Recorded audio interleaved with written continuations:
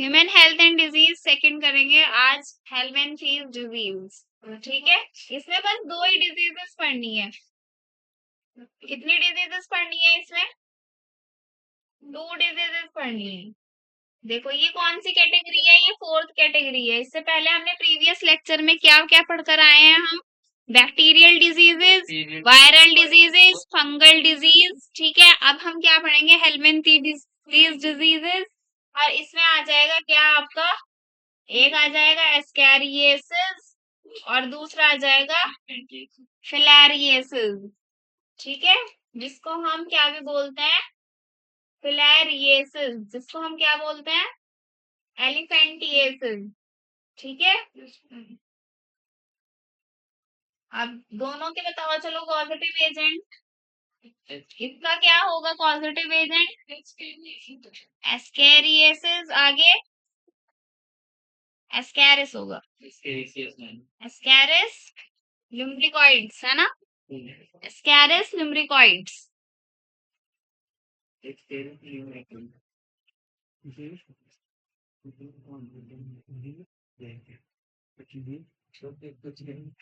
कहाँ पर रहता है ये?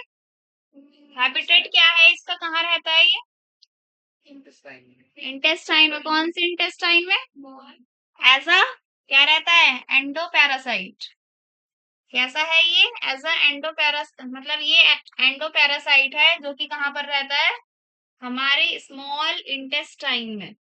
अगर हमारे स्मॉल इंटेस्टाइन में ये पैरासाइट आ गया, ये पैरासाइट आ गया, ठीक है, तो क्या हो जाएगा? हमें एस्कैरियोसिस बीमारी हो जाएगी। रेयर बीमारी है ये, जल्दी से ज्यादातर सभी लोगों को नहीं होती है। ठीक है, कहीं कहीं पर ही पाई जाती है। एमओटी क्या होगा इसका? यानी कि मोड ऑफ ट्रांसमिशन क्या होगा? मोड ऑफ ट्रांसमिशन बताइए क्या होगा? Contaminated food. क्या होगा? Contaminated food. और वो फूड भी किससे कंटेमिनेटेड होगा? Food contaminated with eggs of किसके एग्स? एस्कैरिस के भाई।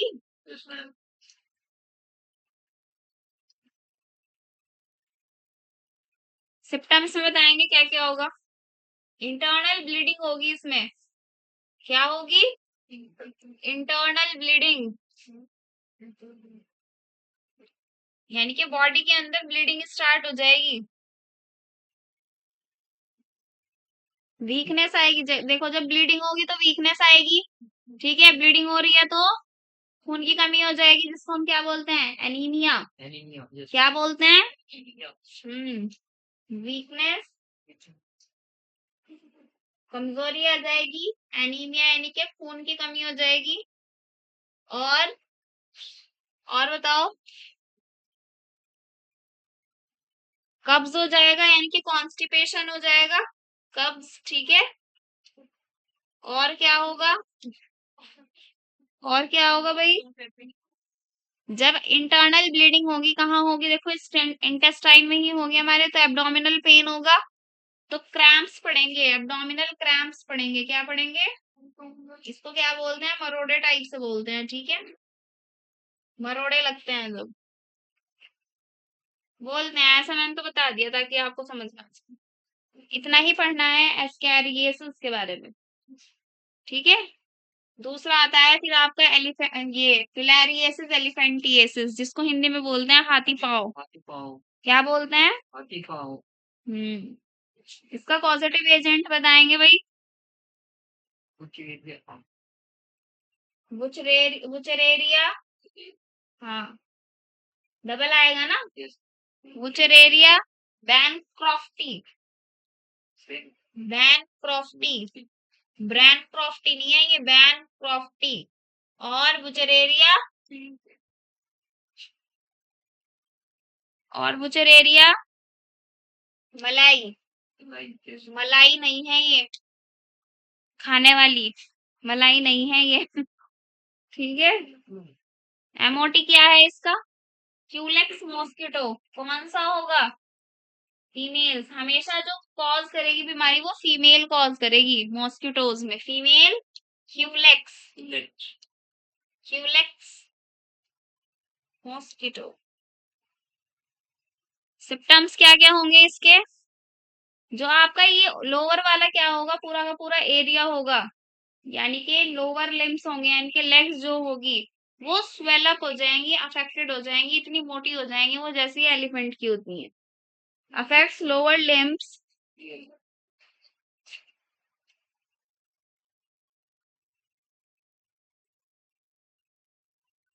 अफेक्ट्स लोअर लिम्स,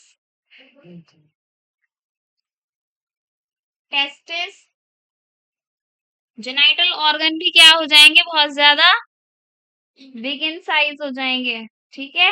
और क्या हो जाएगा, लिम्फेटिक वेसल्स ब्लॉक हो जाएंगे, और क्या हो जाएगा, ब्लॉक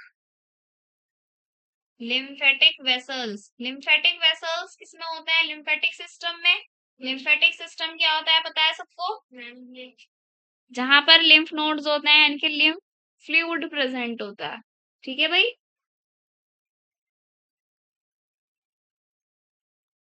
तो ये हेलमिंथीज क्या है, बेसिकली कीड़े हैं ये, वॉर्म है ये, वॉर्म्स क्या है ये, क्या है भाई ये, वॉर्म्स हैं ये, ठीक है।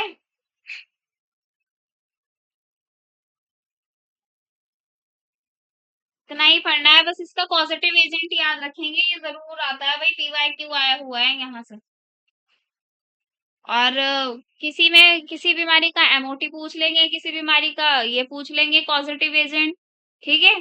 किसी बीमारी का आपको सिम्टम्स पूछ लेंगे, किसी में क्या दे देंगे, सिम्टम्स बता देंगे, फिर आपको क्या करनी होगी, रिकॉग्नाइज करनी पड़ेगी कि कौन सी ये बीमारी का सिम्टम है। तो जिस जिस सिम्टम से क्वेश्चन आ सकता है वो सारे सिम्टम्स मैंने स्पेशली आपको लिखवा दिए।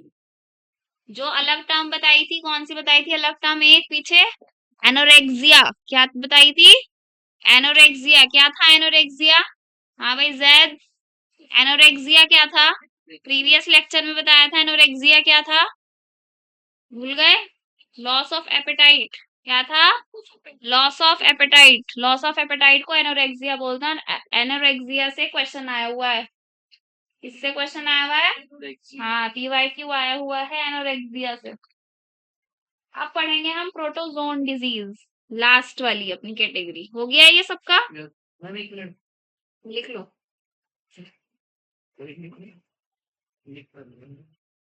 जो मर्जी वो कर लो। जब हम एम्ब्रियोनिक स्टेज होती है, एक फीटल स्टेज होता है, एम्ब्रियोनिक स्टेज में हमें इंटरनल ऑर्गन वगैरह ये बनने शुरू होते हैं, और फीटल स्टेज में परफेक्ट हो जाएंगे, तो भेजेंगे तो जो बाहर के ऑर्गन्स है, स्पोर्ट्स की जो हाथ है, पैर है, ये बन गए एम्ब्रियोनिक स्टेज में। तो जब इन्फेंटल्स आएंगे वो फीटल स्टेज में आएंगे, एम्ब्रियोनिक स्टेज में कंप्लीट हो जाएंगे, तो परफेक्ट हो फीटल स्टेज में होगा। देखो वैसे तो आ जाते हैं फीटल स्टेज, लेकिन पूरा अच्छे से प्रिंट कब आएगा, वो बिल्कुल लास्ट वाले मंथ्स में है। यानी एक ये कह सकते हैं कि एम्ब्रियोनिक स्टेज में हम बन जाए, फीटल स्टेज में परफेक्ट हो गए, एम्ब्रियोनिक वाली फीटल स्टेज होगी, एम्ब्रियोनिक के बाद तो फीटल स्टेज रहती है, कौन सी स्टेज, फीटल, फीटल स्टेज तो फीटस ही तो है वो भी, फीटल स्टेज एक ही बात है, या एम्ब्रियोनिक स्टेज बोलते हैं, फीटल स्टेज बोलते हैं, फीटस होता है ना, फीटस से ही तो बना है ना, फीटल लाइक या फीटल स्टेज, तो एक ही तो बात है, क्या मतलब कितना अलग होता है बताओ, क्या अलग होता है बताओ, हाथ पैर मतलब जो बॉडी के ऑर्गन्स वगैरह, तो मंथ के अकॉर्डिंग चलता है, कौन से मंथ में क्या क्या चीजें डेवलप हो रही हैं, तो हम जब तक बर्थ नहीं होता हम अपने आप को एम्ब्रियोनिक स्टेज में मानेंगे, कभी फीटल स्टेज में, एम्ब्रियोनिक मानेंगे, क्योंकि एम्ब्रियो वही है ना, एम्ब्रियोनिक फीटस बोलेंगे लास्ट वाली स्टेज इसको, तो फीटस बोलेंगे, जाइगोट से एम्ब्रियो, एम्ब्रियो से फिर फीटस, फीटस बोलेंगे। जाइगोट से एम्ब्रियो बना, एम्ब्रियोनिक स्टेज आ गई, उसमें थोड़े बहुत बने, बनना शुरू हुए, फिर फीटल स्टेज में परफेक्ट हो गया, लास्ट वाली आप प्रिंट से बन जाएंगे, फिर ग्रोथ होनी शुरू हो जाएगी। जिसको अगर हम एक्सप्लेन करें तो ऐसे ही तो करेंगे, पहले एम्ब्रियोनिक फिर फीटल, कुरान में क्या है कि नुत्फा अलफ और नुतफा, नुतफा नुतफा हो गई, फिर क्या कहते हैं उसे, वो स्पर्म का और ओवरी फर्टिलाइजेशन, और आला का वो हो गई, क्या कहते हैं, आला का और मिल का एम्ब्रियोनिक स्टेज में आ गई, फिर फीटल स्टेज बाद में। हाँ, फीटल स्टेज बाद में आएगी जब वो पूरा प्रॉपर कैसा फीटस की तरह, ह्यूमन फीटस की तरह नजर आना शुरू हो जाएगा। पूरे अनमोल की आयत है। कौन सी आयत थी? हाँ, ये मैंने पढ़ी। इसका तर्जुमा नहीं पढ़ा मैंने। इसका परिणाम मैंने सूरह बकरा का पढ़ रखा है, सूरह कैफ का, सूरह यासीन का, मतलब जो बड़ी बड़ी सी ये है ना सूरह हैं, ये इनका पढ़ रखा है मैंने तर्जुमा। करूंगी दोबारा स्टार्ट अब। जो कुरान शरीफ पढ़ना है वो तर्जुमा का ही पढ़ना है, ये तो हम रेस लगा रहे हैं सिर्फ कि इतना पढ़ लिया इतना पढ़ लिया। अगर आपको कोई पर्टिकुलर सूरह की क्या है तर्जुमा पता है और उसको आप फिर पढ़ रहे हो तो वो एक अलग चीज है। मोस्टली साइंस में वो है जो कुरान से टैच हो रही है, यानी जो नबी 14 साल पहले कह के चले गए, आज वो प्योर हो रही थी। Beyond proof. प्रूफ हो रही, क्योंकि आज क्या हुआ था, रात एक मैं हॉस्पिटल में था, मैम ने कहा था कि तो भाई आप तो गायनी कवर से लेना है, ऐसे क्यों नहीं है? फिर मैंने कहा, मैंने कहा, अच्छा नबी टाइम नहीं कहा गायनी कवर तो कि पेट जो है वो साफ होता है, ये होता है, तो मैंने कहा, सीधे नहीं समझ, हर चीज में लॉजिक है, हर चीज में लॉजिक है। जिनका एसिड भी ज्यादा बनता है ना उनको भी वैसे लेटना चाहिए लेफ्ट साइड। अंधेरे में सब क्या रखा है नबी ने, वो इसलिए क्या रखा है ताकि मेलाटोनिन बनेगा।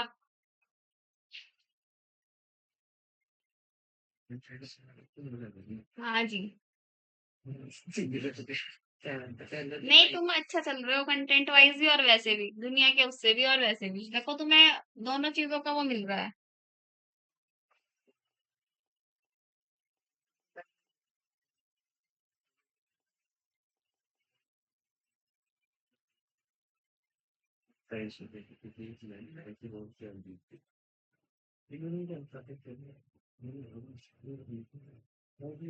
देखो प्रोटोजोन डिजीज में हमें सिर्फ एक ही पढ़नी है, एक नहीं सॉरी दो पढ़नी है। कौन कौन सी? मलेरिया और एक पढ़ना है आपको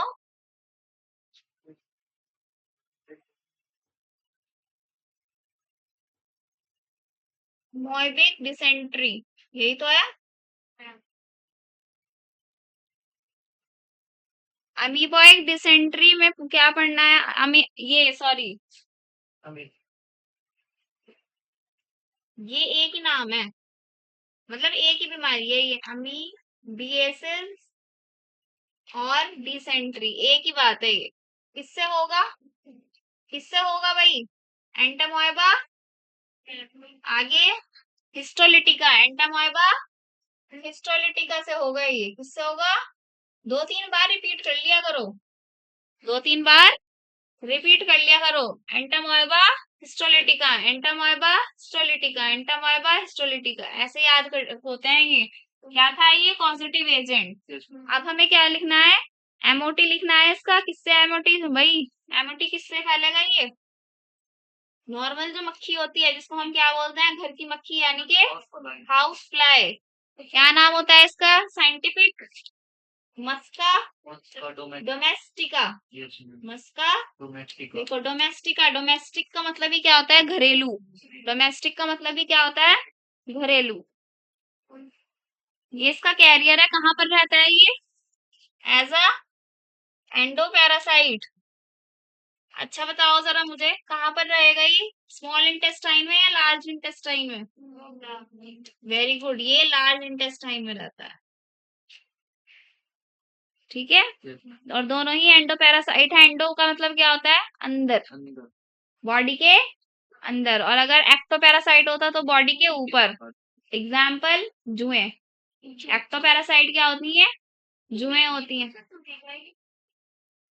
मक्खी नहीं है, मक्खी के अंदर वो सलाइवा से या जो उनके जो स्टिंग होते हैं वो वहां पर एग्स चिपके हुए होंगे, वो डाल देंगे वहां पर, तो वो कहाँ पर रहने चली जाएगी फिर? हमारे लार्ज इंटेस्टाइन में। और जो पैरासाइट हमारी बॉडी के अंदर रहता है उसको बोलते हैं एंडो पैरासाइट। ठीक है।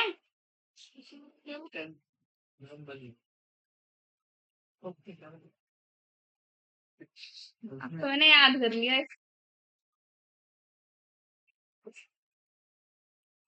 हम्म। अब देखो दो फॉर्म होती हैं। क्या होती हैं? दो फॉर्म होती है हमारे किसकी? लार्ज इंटेस्टाइन की। एक तो कौन सी होगी? ल्यूमेन होगा। ल्यूमेन मतलब पाइप, पाइप देखा है सबने? पाइप का वो जो एरिया ऑफ क्रॉस सेक्शन होता है जिसमें से पानी निकलता है वो क्या होता है? ल्यूमेन होता है। क्या होता है वो? तो हमारी भी तो बॉडी में जो पाइप्स हैं, फूड पाइप वगैरह, वो भी तो ऐसे ही है। इंटेस्टाइन है, वो भी तो ऐसे ही है। तो दो पार्ट्स हैं इसके बेसिकली। क्या है? दो पार्ट्स हैं, एक तो माइन्यूटा है और एक क्या है? मैग्ना है। एक क्या है? माइन्यूटा और एक क्या है? मैग्ना। माइन्यूटा किसे बोलेंगे हम? ल्यूमेन ऑफ लार्ज इंटेस्टाइन को। किसको बोलेंगे? Lumen of large intestine. LI लिख दिया, कोई प्रॉब्लम तो नहीं है? या पूरा लिखूं? है भाई। ये एलआई क्या है? Large intestine. मैग्ना क्या होगा? मैग्ना सब म्यूकोसा लेयर होगी। क्या होगी? सब म्यूकोसा लेयर होगी। कौन सी होगी? सब म्यूकोसा लेयर होगी। अब देखो, जो सब म्यूकोसा लेयर होगी तो वो म्यूकस सिक्रीट होगा वहां की नहीं होगा? म्यूकस होगा सिक्रीट वहां। इसीलिए हमारी क्या होती है, जितनी भी इंटरनल वाली लेयर होती है टिश्यू की बनी हुई होती है, वो किसकी बनी हुई होती है? ज्यादातर एपिथेलियल टिश्यू की। और हमारे उस टिश्यू में अंदर की तरफ क्या होता है? वेटी वेटी सा रहता है ना, वो वेट वेट सा। तो क्यों रहता है? क्योंकि म्यूकस सिक्रीट होता है। क्यों होता है? क्योंकि म्यूकस सिक्रीट होता है। और म्यूकस हर जगह प्रेजेंट होना बहुत ज्यादा जरूरी है या नहीं है? बताओ, जरूरी है कि नहीं है? बहुत जरूरी है। अब देखो, अगर मैग्ना वाले रीजन में प्रॉब्लम आ जाएगी तो अल्सर हो जाएगा। क्या हो जाएगा? अल्सर हो जाएगा और स्टूल के साथ ब्लड आएगा। स्टूल बैठने वाला स्टूल नहीं है। Stool is potty, faecal matter. ठीक है, पॉटी को क्या बोलते हैं? या तो स्टूल बोलेंगे या फिर फीकल मैटर बोलेंगे। Stool with blood. और अगर किसी के स्टूल में ब्लड आ रहा है तो जरूरी नहीं है उसको यही प्रॉब्लम होगी, और भी सिम्टम्स फिर देखे जाते हैं। और बहुत ज्यादा म्यूकस सिक्रीट होगा। क्या होगा? बहुत ज्यादा म्यूकस सिक्रीट होगा, एक्सेसिव म्यूकस। तो ये चीजें भी किससे होती हैं? जब हर चीज टेस्ट से कंफर्म हो रही है तो ये भी चीज किससे होगी? टेस्ट से ही कंफर्म होगी। ये भी तो चीज टेस्ट से ही कंफर्म होगी। हाँ भाई, होगी कि नहीं होगी? इस भाई क्वेश्चन आता है इससे भी। इस वाली डिजीज से भी क्वेश्चन पूछ लिया जाता है। पॉजिटिव एजेंट तो सभी के याद रखेंगे आप अच्छे से बहुत। ठीक है। पॉजिटिव एजेंट्स तो बहुत ही ज्यादा इंपॉर्टेंट है, और ये एमओटी भी बहुत ज्यादा इंपॉर्टेंट है। सिम्टम्स तो फिर आपकी लास्ट वाली बात है। करने सब कुछ है लेकिन। तो फर्स्ट वाली हो गई हमारी डिजीज। अब हम सेकंड वन से पढ़ेंगे, मलेरिया। क्या पढ़ेंगे? Second, malaria. अब याद करो, बुक में एक पेज पे पूरा का पूरा डायग्राम है मलेरिया की लाइफ साइकिल का, है कि नहीं? मैं वो ही पढ़ेंगे आज, इजी वे।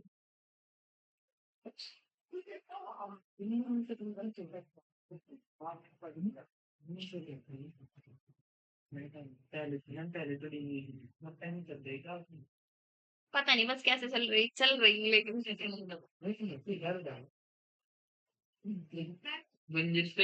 वो एनसीईआरटी की बुक के अकॉर्डिंग नहीं चल रही हूँ मैं, सीरीज के अकॉर्डिंग। वो कह रहा है कि मैम आप ऐसे चल रहे हो उल्टा। मैं कैटेगरीज के अकॉर्डिंग चल रही थी। वो जो मैंने कैटेगरीज बनाई थी ना उसके अकॉर्डिंग। हाँ भाई, बताओ मलेरिया क्या होगा इसका पॉजिटिव एजेंट? देखो, मलेरिया 4 लोगों की वजह से होता है। और वो कौन? मेनली कौन होता है? प्लाज्मोडियम होता है। कौन होता है? और ये प्लाज्मोडियम एक तरीके से प्रोटोजोन ही होता है, प्रोटोजोआ बेसिकली। अब ये जो 4 लोग हैं वो चारों की चारों क्या कॉज करते हैं? मलेरिया कॉज करते हैं। नाम लिखेंगे सबके। Plasmodium falciparum, Plasmodium malariae, Plasmodium oval और विवैक्स। विवैक्स और ओवेल।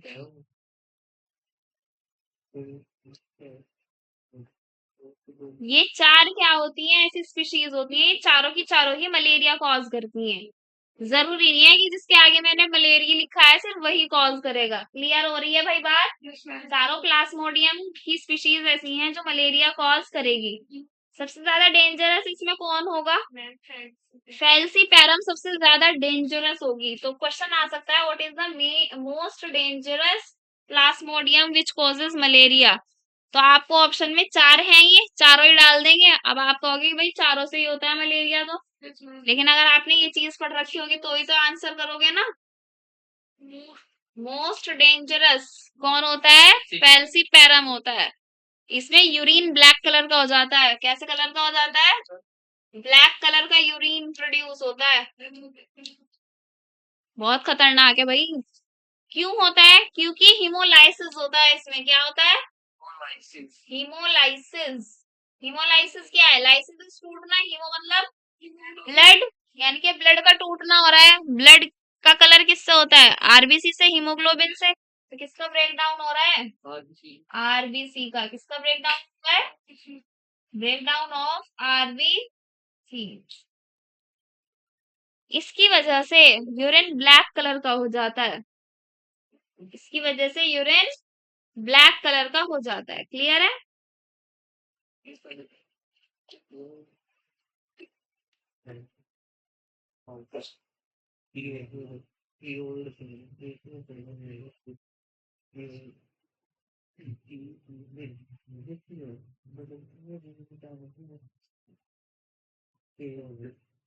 एमओटी बताएंगे इसका।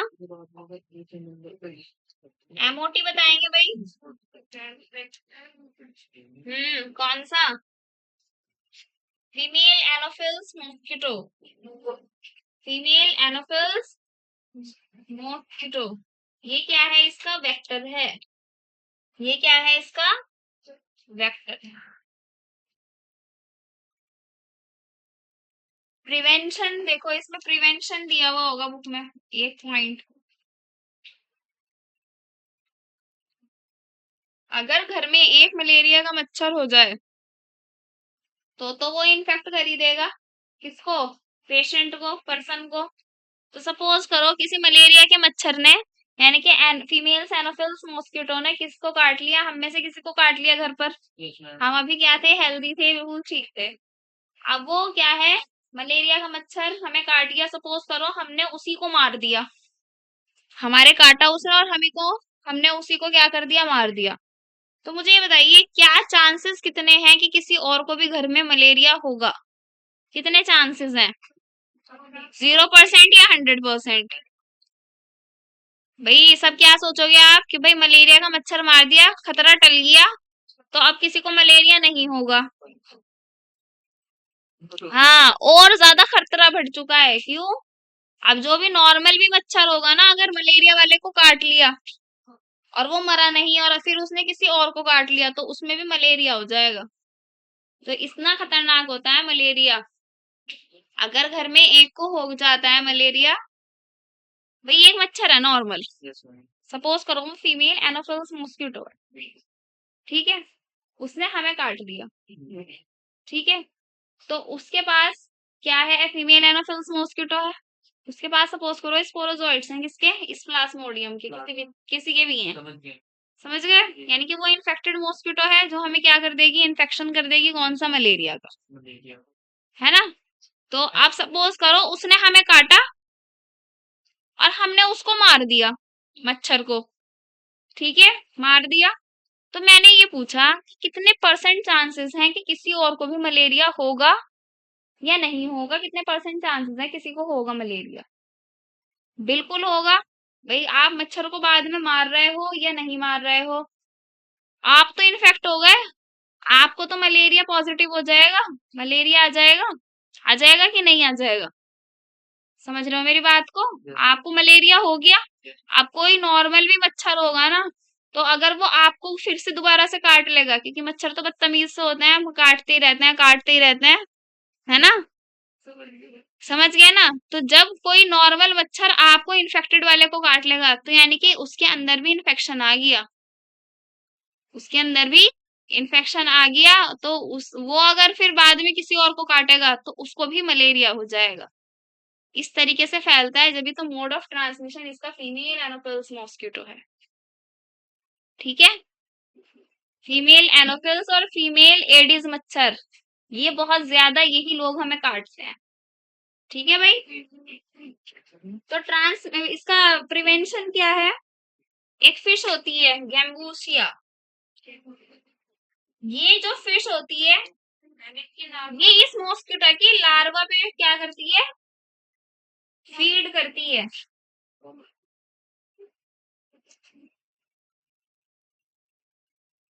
ठीक है भाई बात, जब इस मॉस्किटो का लार्वा होता है तो ये क्या करती है? इस मॉस्किटो को खा जाती है। कौन? ये गैम्बूसिया फिश, यानी कि इसका खाना है। अगर हमने एक्वेरियम में अपने अंदर घर पर एक्वेरियम रखा हुआ होगा गर्मियों के मौसम में, ठीक है, वैसे तो रखा ही रहता है एक्वेरियम कुछ कुछ जगहों पर। सपोज करो हमने भी क्या रख लिया, एक्वेरियम रख लिया और उसमें गैम्बूसिया नाम की जो फिश है वो उसमें रख दी, तो उस घर में मलेरिया किसी को नहीं होगा, अगर वो उसी घर में रहता है, कहीं बाहर नहीं जाता है तो। क्यों नहीं होगा? क्योंकि उस मॉस्किटो का लार्वा ही इसका खाना है। कभी तो मच्छर आके बैठेगा पानी के ऊपर। हाँ, कब होगा? जब भी होगा अगर मच्छर उधर ही गया एक्वेरियम के साइड, एक्वेरियम के साइड इधर घर में इधर उधर पानी होगा उसमें उधर करते तब भी हो जाएगा। पानी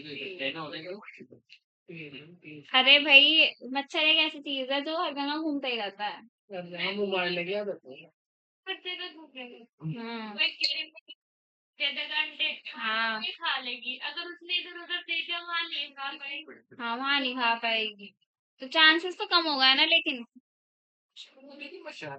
बस भाई, कुछ भी हो, कोई सा भी मौसम हो, बात कहने की है कि साफ सफाई भी तो कोई चीज होती है ना। तो साफ सफाई रखेंगे, बार बार पानी चेंज करते रहेंगे, ऐसे तो हमें एक्वेरियम का भी पानी चेंज करना पड़ेगा ना। वो तो एक अलग बात है कि भाई गैम्बूसिया है वहां पर, वो वाली फिश है उसने खा लिया उसके अंडों को, लेकिन अगर कहीं पर 2 3 4 5 दिन रखे हुए पानी को हो गया तो हमें उसे चेंज करना पड़ेगा ना। और वैसे भी कोई नॉर्मल भी गंदी होती है कोई चीज अगर भाई हम 2 3 दिन तक पानी कहीं पर स्टे करने दे जाए तो। गर्मियों में भाई इस चीज का भी तो साफ सफाई में ध्यान रखना चाहिए ना, तो पानी इकट्ठा नहीं होना चाहिए, 2 दिन से वो नहीं करना चाहिए, कोई भी ज्यादा पानी नहीं रखा हुआ होना चाहिए। और फ्रिज का जो पीछे का कंटेनर होता है उसको भी हमें टाइम टू टाइम साफ करते रहना चाहिए, या उसमें कपूर की गोलियां डाल देनी चाहिए। ठीक है जी, अब हम पढ़ेंगे इसकी लाइफ साइकिल। क्या आप बोलो? उसमें डाल लो, जब खरीद के लाओगे तो वो बताएगा नहीं कि भाई ये इस फिश का ये नाम है। कौन कौन सी फिशेज चाहिए आपको? जब खरीद के लाओगे तो पता नहीं चलेगा क्या?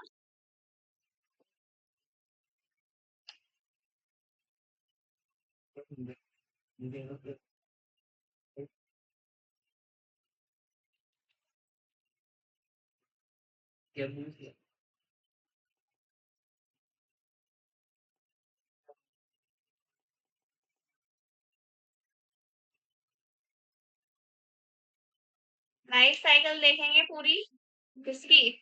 मलेरियल पैरासाइट किसकी? प्रोटोजोन की।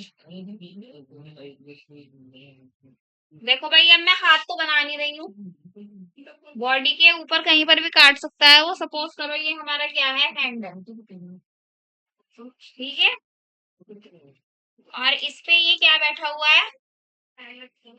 मच्छर बैठा हुआ है। सपोज करो ये क्या बैठा हुआ है?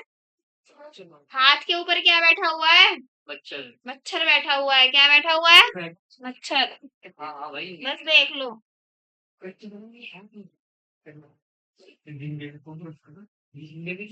अब क्या होगा भाई? अब क्या होगा? मच्छर ने हमारे ब्लड के अंदर कुछ ना कुछ दिया होगा, और हमारे हाथ में से ब्लड इसके अंदर गया होगा, यानी कि मीटअप हुआ है इसके ब्लड का और हमारे ब्लड का, जबकि इसका ब्लड रेड कलर का नहीं होता। इसका ब्लड रेड कलर का नहीं होता है। किसका? मच्छरों का रेड कलर का ब्लड नहीं होता है, उनमें जो रेड कलर का ब्लड होता है वो हमारा होता है। वो किसका होता है? हमारा खून होता है वो उनमें। ठीक है, अब कोई भी मच्छर रेड वाला वो दिखे ना आपको रेड कलर का, वो इंसानों का खून लिए हुए घूम रहा है। क्लियर है बात? मैम उनका कैसा होता है? ब्लैकिश सा होता है या फिर वैसा सा होता है, वाइट वाइट सा, ट्रांसपेरेंट जैसा, पानी जैसा होता है। वो काला काला सा भी इसलिए बन जाता है क्योंकि उनकी बॉडी काली होती है। अब क्या होगा, हमारे ब्लड में उन्होंने अंडे छोड़ दिए, उन अंडों को क्या बोलेंगे हम? स्पोरोजोइट्स। भाई अब मजाक नहीं, देखो बहुत इंपॉर्टेंट चीज चल रही है, वो पूरा एक पेज है एनसीईआरटी की बुक का। अब देखो क्या होगा, जबकि ये आपको ही बताना चाहिए कि क्या क्या हो रहा है। फिर ये किस पर इफेक्ट कर देगा? हमारे लीवर पर। किस पर इफेक्ट कर देगा? हमारे लीवर पर। देखो लीवर बन रहा होगा, बन रहा है। अब लीवर लीवर में जाकर क्या होगा? डिवीजन होगा किसका? इन स्पोरोजोइट्स में क्या होगा? डिवीजन होगा। ठीक है, उसको क्या बोलेंगे हम? सीजोगैमी बोलेंगे। क्या बोलेंगे? मीरोजोइट्स बन जाएंगे। क्या बन जाएंगे? मीटअप हो जाएगा ना फीमेल और मेल का, उसको शीजोगैमी बोलेंगे हम। अंडे बन जाएंगे प्रॉपर या नहीं? तो मैम फिर यहाँ से ब्लड में छोड़ दी जाएगी। ये जो स्पोरोजोइट्स है ना, यही, हाँ ये स्पोरोजोइट्स का डिवीजन होगा ना, उसी को बोलेंगे डिवीजन को, शीजोगैमी। तो वो बड़े होकर फिर क्या बन जाएंगे? अब मीरोजोइट्स बन गए हैं। अब हमारे लीवर में भी तो ब्लड है, तो आरबीसी होगा। रिलीज कर देंगे मैम ब्लड में। तो वहां पर ब्लड में क्या होगा? ये टॉक्सिक सब्सटेंस रिलीज कर देंगे, ब्रेक डाउन ऑफ वो भी तो चलेगा। आरबीसी को ब्रेक डाउन करेंगे, बर्स्ट करेंगे। फिर वहां पर जब ये बर्स्ट करेंगे ना, उसको ब्रेक डाउन करेंगे, एक टॉक्सिक सब्सटेंस रिलीज होगा जिसको हम क्या बोलेंगे? हीमोजोइन। ब्लड सेल्स को मैम करते हैं। ये क्या करेंगे? हीमोजोइन। हाँ, रेड ब्लड सेल्स को बर्स्ट कर देंगे, इनके ब्रेक डाउन कर देंगे। तो जब हमारे लीवर के एरिया में से रेड ब्लड सेल्स टूटने लगेंगे, तो जब वो टूटेंगे ना, तो एक टॉक्सिक सब्सटेंस यानी कि जहरीला पदार्थ क्या करेंगे? ये उसमें रिलीज कर देंगे, छोड़ देंगे। ठीक है, उसका नाम है हीमोजोइन। क्या है? हाँ। ये क्या कॉज करता है? फीवर और चिल्स, यानी कि बुखार और जो ठंड लगेगी मलेरिया में, वो इसी टॉक्सिक सब्सटेंस की वजह से लगेगी। अगर बुखार आ रहा है, मलेरिया फीवर में बुखार आना स्टार्ट हो गया और ठंड लगनी स्टार्ट हो गई है, वो इस टॉक्सिक सब्सटेंस की वजह से ही शुरू हुई है। तो क्वेश्चन यहाँ से भी बन सकता है कि हीमोजोइन से क्या हुआ है बॉडी में पेशेंट की। तो आप क्या करोगे? किस पे मार्क करोगे? फीवर और चिल्स पर करोगे, और किसी भी चीज पे नहीं करोगे, ओनली फीवर और चिल्स। है क्या? ये टॉक्सिक सब्सटेंस यानी कि जहरीला पदार्थ है। क्या है? साइकिल को पता नहीं। पता नहीं, बस इतना नहीं जानना। ठीक है भाई, ठीक है। तो इनका खाना क्या है? स्पोरोजोइट्स का खाना क्या है? आरबीसी। आरबीसी में जाकर ही क्या कर रहे हैं? लीवर के आरबीसी में जाकर डिवाइड कर रहे हैं, और फिर जब काम खत्म हो रहा है, इनका मीरोजोइट्स बन गए हैं, तो इन्होंने ब्रेक डाउन कर दिया आरबीसी को। ब्रेक डाउन करते इन्होंने क्या बना दिया? हीमोजोइन बना दिया। क्या बना दिया? अब जब ये ब्रेक डाउन करेंगे, तो सब्सटेंस तो रिलीज होगा ही होगा, टॉक्सिक सब्सटेंस। गैमेटोफाइट भी रिलीज हो जाएगा। क्या भी रिलीज हो जाएगा? अब ये गैमेटोफाइट देखो दो तरीके के होंगे।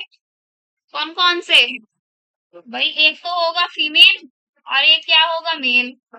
दोनों का मीटअप हो जाएगा, दोनों का मीटअप हो जाएगा, यानी कि फर्टिलाइजेशन हो जाएगा। हो जाएगा फर्टिलाइजेशन या नहीं? कहाँ पर होगा फर्टिलाइजेशन? गट वॉल में होगा। अब क्वेश्चन ये है मेरा, ये गट वॉल किसकी है? हमारी है या इंसेक्ट की है? यानी कि मॉस्किटो की है। किसकी है बॉयज, बताएंगे? ये जो गट वॉल है, ये इंसानों की है या मच्छर की है? मैम इंसान को। मच्छर की होगी। मच्छर है वो। किसकी होगी? मच्छर। मच्छर की होगी। मच्छर।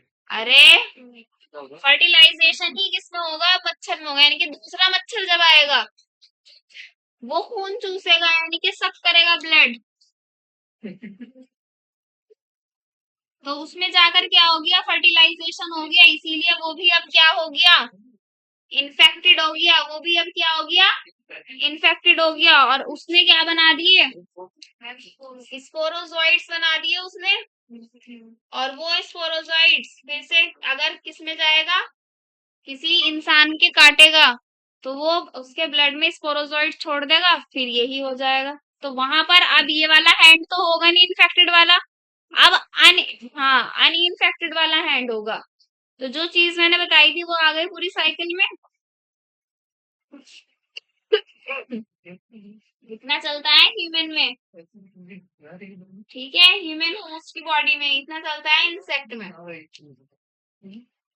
इतना किसमें चलता है, इंसेक्ट में, ठीक है। गलत तो नहीं है, गलत तो नहीं है भाई। गैमेटोफाइट हमारे में ही बन जाएंगे, देखो एरो इधर है, थोड़ा सा मेरा से इधर होगा।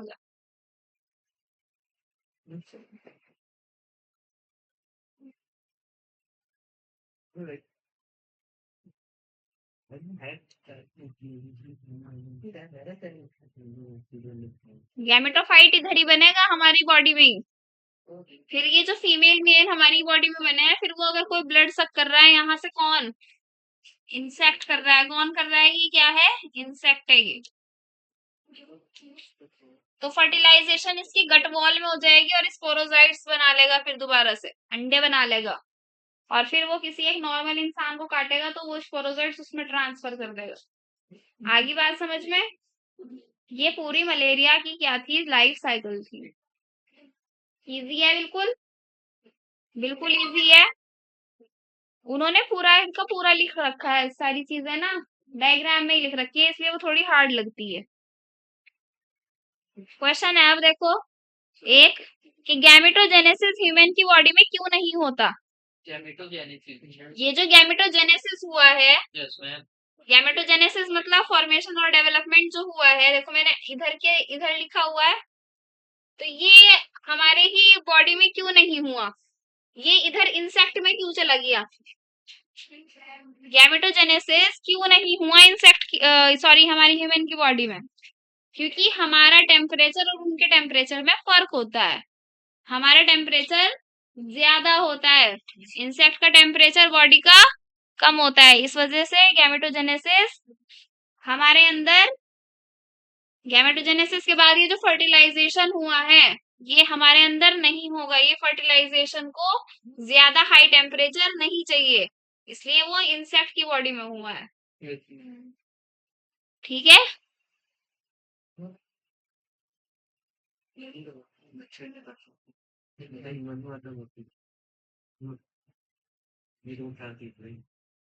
मलेरिया में इतना ही था।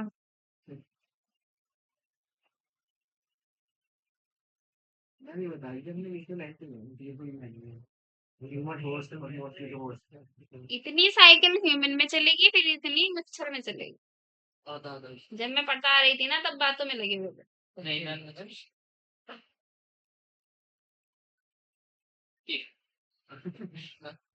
गैमेटोफाइट के बाद जो अब आएगा वो इंसेक्ट आ गया दोबारा से यहाँ पर। तो इंसेक्ट क्या करेगा, ब्लड को सक करेगा, किसके ब्लड को सक करेगा, इन्फेक्टेड पर्सन के, किसके, मलेरिया वाले पर्सन के, यानी कि मलेरिया पेशेंट को क्या करेगा, वो उसका ब्लड सक करेगा। अब उसके पास क्या मिल गया, इन्फेक्टेड वाला मटेरियल मिल गया, जो कि इन्फेक्टेड वाला मटेरियल क्या था, male gametophyte, female gametophyte.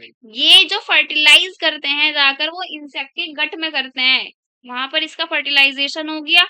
Fertilisation बनकर क्या होगा, जाइगोट बनेगा। जाइगोट बनेगा तो इनके जाइगोट को क्या बोल रहे हैं हम, या इनकी ही एग्स को क्या बोल रहे हैं, स्पोरोजोइट्स। क्या बोल रहे हैं, स्पोरोजोइट्स। तो ये स्पोरोजोइट्स अब अगर किस में ट्रांसफर हो जाएंगे, ये मच्छर अगर अब किसको काट लेगा, हेल्दी पर्सन को काट लेगा, तो उसने इन्फेक्शन यानी कि उसने स्पोरोजोइट्स वहां दे दिए, इसलिए क्या हो गया है, मलेरिया फैलता है। क्लियर है बात, अब लग रही है भूख है, नहीं पूरा करना है लेक्चर, 40 मिनट हुए हैं अभी, अभी तो पूरे 40 ही पड़े हैं ना, 50 रह गए, कोई नहीं कर लेंगे, 2 मिनट रुक जाओ।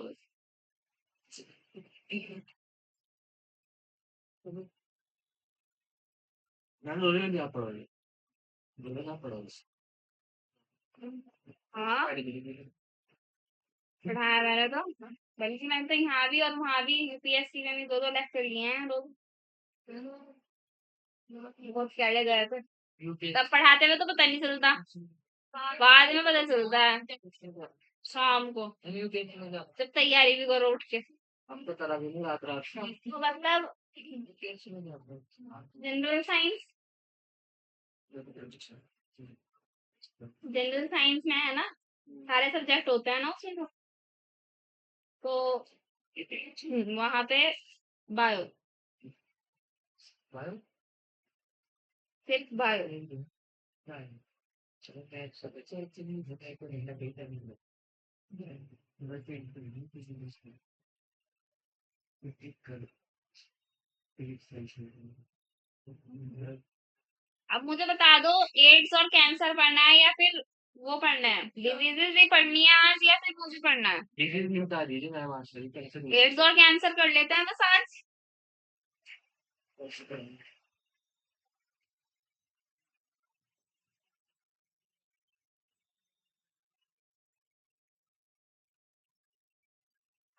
क्या यूपीएससी में आर्ट्स वाले बच्चे अलग होंगे और साइंस वाले अलग। मिक्स होता है उसमें तो, सभी बैठे रहते हैं,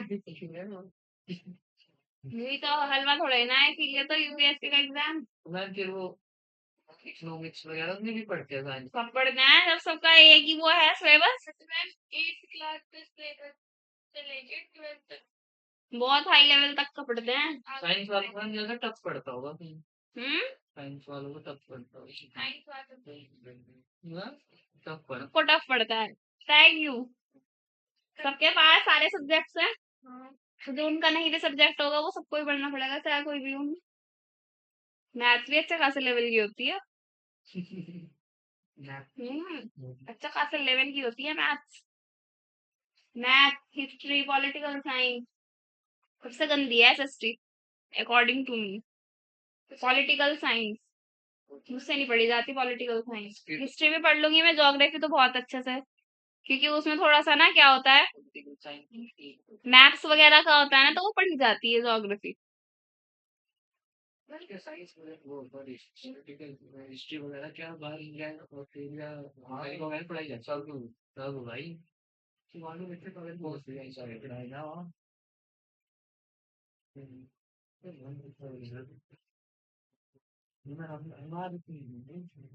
फुल फॉर्म बता दो, फुल फॉर्म बताओ, बताओ भाई full form. Acquired immunodeficiency syndrome. Immunodeficiency syndrome यानी इम्यूनो को इम्यून सिस्टम को डेफिनेट करने वाला सिंड्रोम, वही तो है नाम। देखो एक्वायर्ड मतलब कहीं ना कहीं से हमने एक्वायर किया है, चीजों को लिया है, चीजों को गेन किया है, ठीक है। कैसी चीजों को? इम्यूनो यानी कि इम्यून से रिलेटेड, कैसे इम्यून से रिलेटेड? जो कि इम्यून में ही कमी ले आए, डेफिशिएंसी ले आए, ऐसी चीजों को हमने एक्वायर कर लिया। और उससे क्या है, सिंड्रोम आ गया उसने, यानी कि सिंड्रोम क्या है, ग्रुप ऑफ सिम्टम्स, ठीक है, ग्रुप ऑफ सिम्टम्स। तो ये पहले से ही प्रेजेंट होगा? नहीं, ये बाद में एक्वायर करेंगे, हम अपनी रोजमर्रा की जिंदगी में बाद में एक्वायर करेंगे इस चीज को, ये पहले से ही प्रेजेंट नहीं होगी। लेकिन यहाँ पर भी एक्सेप्शन है, पहले से ही अगर किसी में प्रेजेंट होगी तो वो किस में प्रेजेंट होगी, मतलब बच्चे में अगर प्रेजेंट होगी तो वो किस वजह से होगी, उससे मदर से आया है, प्रेगनेंसी के टाइम पर मदर टू फीटस हो गया।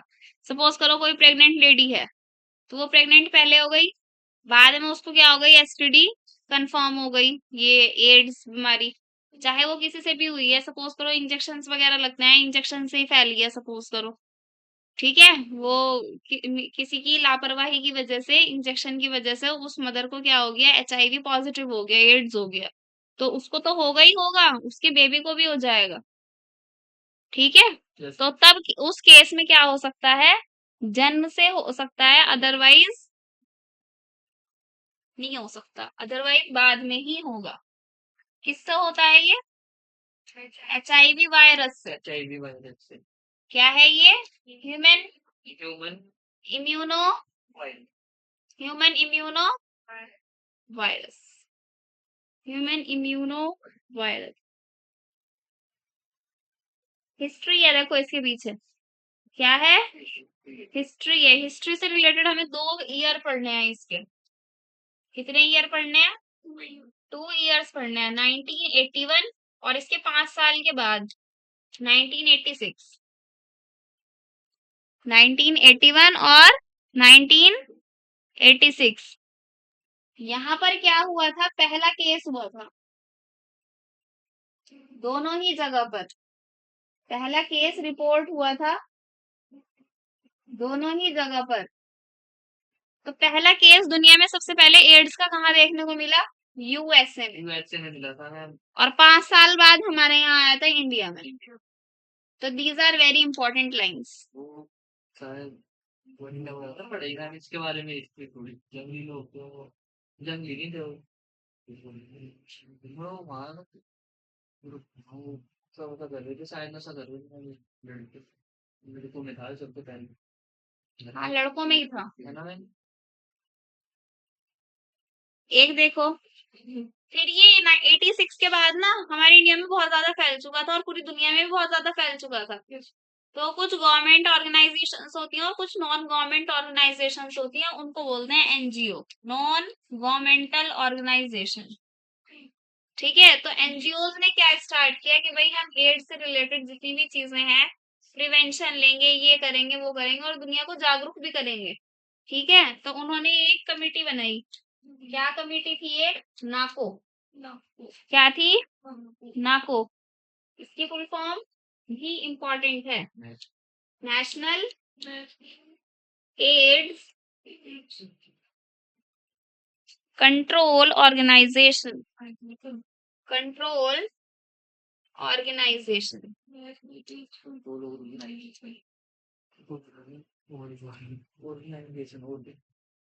इसको कब सेलिब्रेट किया जाता है एड्स डे को? 1 दिसंबर, एड्स डे। इसका साइन होता है एक रेड कलर का, ऐसे होता है ना? ये लंबा सा बना दिया क्या मैंने कुछ? सही है वैसे तो। रेड कलर का ऐसा साइन होता है, जैसे कैंसर का येलो कलर का होता है ना, येलो कलर का ही तो होता है कैंसर का। क्या है? अलग अलग कलर के रिबन्स लगाते हैं जो ये एनजीओस वाले होते हैं। तो ये रेड कलर का रिबन अगर लगा हुआ होगा तो समझ जाना ये एड्स के हैं। क्या है ये? जैसे भी यहाँ प्रोग्राम हुआ था अंधविश्वास वाली जागरूकता का, ऐसे ये क्या चलाते हैं? जागरूकता वाले अभियान अभियान चलाते हैं। ठीक है, एमओटी बताओ क्या क्या है? वैसे तो आप पढ़ चुके हो एमओटी रिप्रोडक्टिव हेल्थ में, लेकिन एक बार और पढ़ लेते हैं। आप ही बताएंगे। Mode of transmission.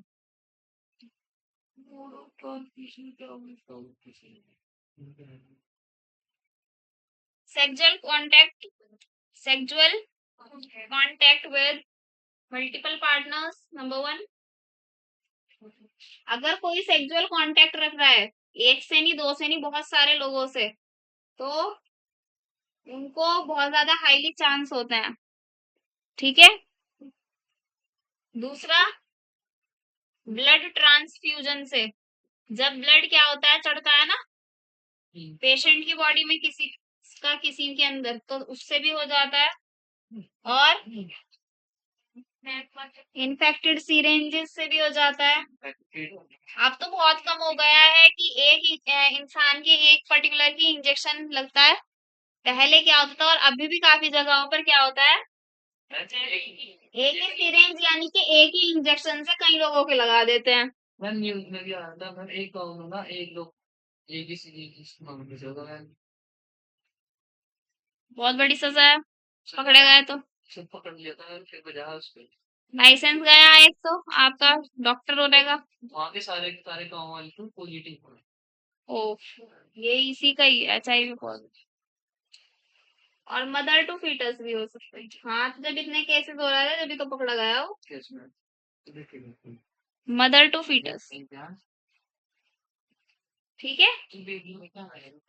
देखो, सभी चीजें आजकल के टाइम में बहुत ज्यादा चल रही हैं, बीमार लोग हो रहे हैं, ब्लड क्या हो रहा है, ब्लड को डोनेट भी करते हैं, अच्छे लोग ही तो करते हैं ब्लड को डोनेट, ठीक है। लेकिन वो क्या करते हैं, सिरिंजेस की वजह से ही ब्लड में भी क्या हो जाती है, सही ब्लड भी खराब हो जाता है, यानी कि in the sense HIV positive हो जाता है वो। क्लियर है बात। दूसरी चीज, अगर बिना किसी के HIV वाला टेस्ट किए बगैर ही किसी का ब्लड ले लिया, डोनेट कर लिया, कभी कभी क्या होता है कि ये भी लोगों को पता नहीं होता है कि वो पर्टिकुलर इंडिविजुअल क्या है, HIV पॉजिटिव है, ठीक है। तो उनको भी पता नहीं होता है, तो वो भी ब्लड डोनेट कर देते हैं। और जैसा मैंने सैलून वाला बताया था कि कट वगैरह लग जाता है, कट वगैरह लग जाता है, तो वो HIV पॉजिटिव में वहां पर भी नुकसान है। तो कभी कभी लगी जाता है हर किसी से शेविंग करते हुए कट, अगर वैसे उससे कर रहे हो ब्लेड से। मदर टू फीटस तो मैंने बता ही दिया, इन्फेक्टेड सिरिंजेस भी बाकी मैंने बता ही दिया है कि एक ही सिरिंज से यानी कि एक ही इंजेक्शन से क्या करते हैं, बहुत सारे लोगों को सिरिंजेस ठोकते जाते हैं, ठीक है। और ये वाला तो आप सभी को पता है, सेक्सुअल कांटेक्ट रखना मल्टीपल पार्टनर से।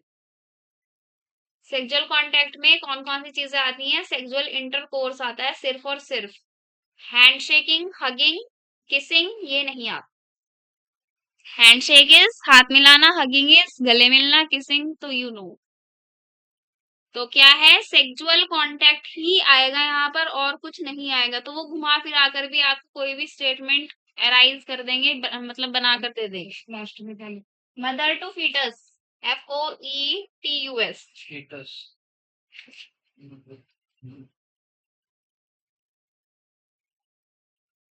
ठीक है भाई।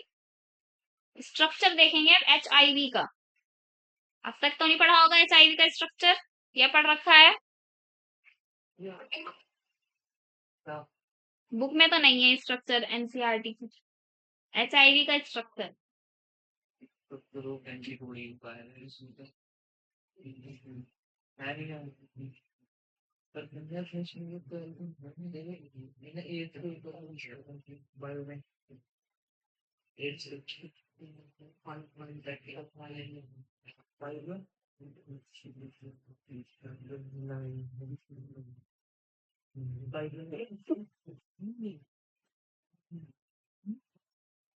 Idea takes itself, idea, the idea. वो किस बैक्टीरिया। बैक्टीरिया। मैम ऐसे किसी से पैर ना ये पूछ रहा कि किसी से पैर से पिक्चर हाँ, पर्सन स्मेल आती है उनके मुंह से बहुत ज्यादा, उनको बहुत ध्यान रखना पड़ता है। जैसे गर्मी में किसी किसी को बहुत ज्यादा स्वेटिंग होती है ना, तो उनकी बॉडी में प्रॉब्लम होती है, जिस वजह से उनको इतनी ज्यादा स्वेटिंग हो रही है, जरूरत से ज्यादा स्वेटिंग हो रही है। स्वेटिंग होना ही अच्छी बात, जरूरत से ज्यादा कोई चीज हो रही है तो गलत बात। तो हक तो मैं चाहिए बोल रहा हूँ। हाँ, तो वो उनको प्रॉब्लम होती है पर्टिकुलर। HIV का स्ट्रक्चर देखेंगे, अब हो गया ये। स्मेल नहीं आ रही तो इसका मतलब तो पॉजिटिव चार्ज वो क्या कहते हैं प्लस पॉइंट है मतलब क्या? प्लस पॉइंट में से स्मेल नहीं आ रही। हाँ, अगर स्मेल आ रही है तो बॉडी में प्रॉब्लम है। स्ट्रक्चर देखेंगे HIV का। HIV क्या है, बैक्टीरिया है, वायरस है?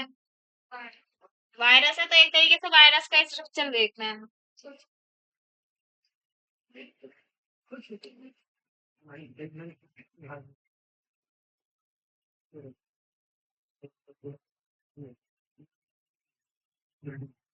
कैसे बनाऊंगी स्ट्रक्चर?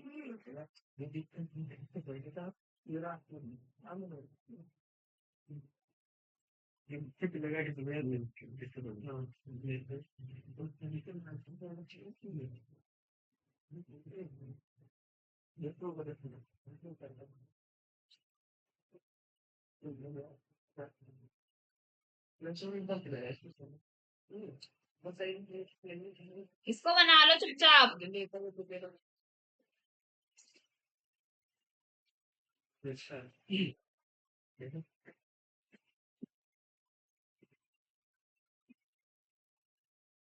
देखो ये मैंने दोनों क्या बनाई है, लेयर्स बनाई है। ये तो है आपकी आउटर लेयर जिसको हम बोलते हैं आउटर कैप्सिड, और ये है आपकी इनर लेयर जिसको हम क्या बोलते हैं, इनर कैप्सिड।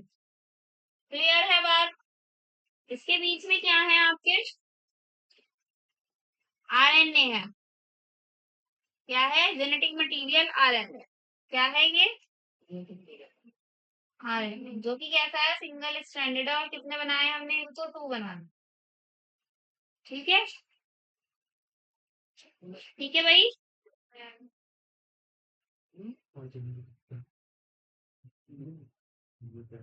फिर यहाँ पर आपकी ग्लाइकोलिपिड लेयर लगी हुई है। उससे पहले आपके कुछ स्ट्रक्चर्स भी बने होंगे लाइक दिस।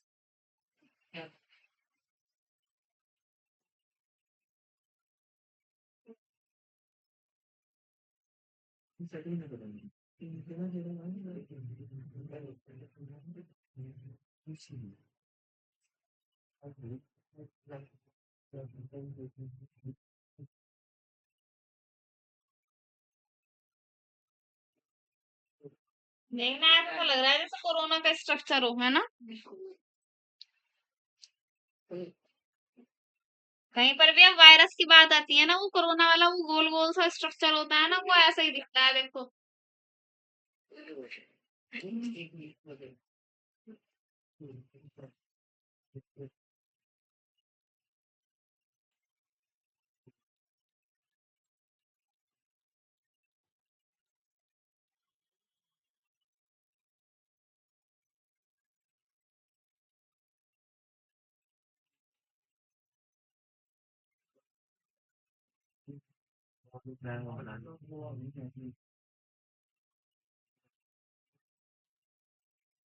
GP 41, GP 120।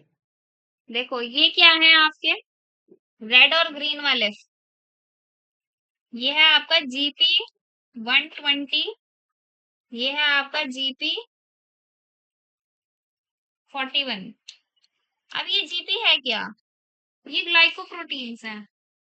क्या है, ग्लाइकोलिपिड प्रोटीन्स है बेसिकली। क्या है, ग्लाइकोलिपिड प्रोटीन्स। तो ये इसकी लेयर है, ग्लाइकोलिपिड प्रोटीन्स।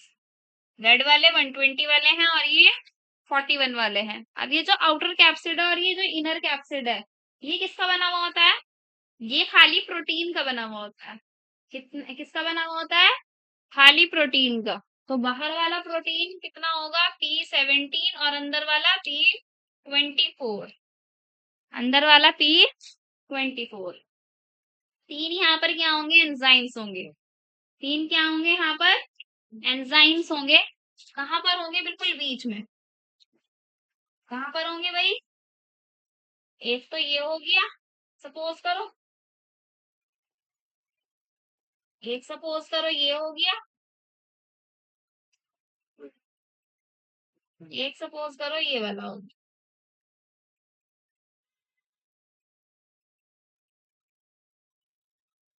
ठीक है, ठीक है भाई। एक मैंने येलो से, मस्टर्ड से बना दिया, एक पिंक से और एक पर्पल से। क्या है ये तीनों, एंजाइम्स है। तो एंजाइम्स के नाम लिखेंगे। ये वाला एंजाइम है, ये वाला एंजाइम है रिवर्स ट्रांसक्रिप्टेज।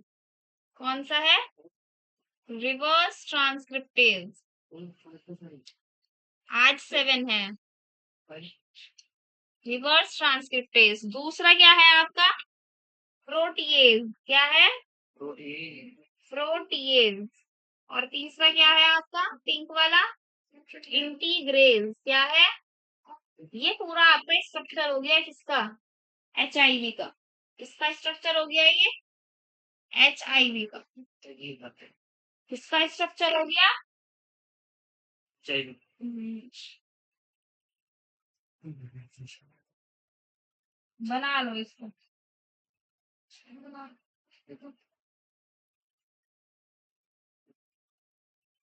ये फिर कौन सा है?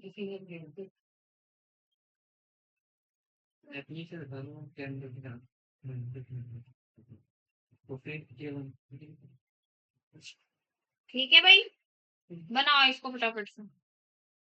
बच्चे पूछ रहे हैं, मैंने कुछ नहीं चाहिए अरे मेरे पास तो सस्ता सा फोन है, था। पोको सोलह थोड़ा टाइम से नहीं है, पुराना फोन है मेरे पास तो बहुत ही, इसी से चल रहा है काम।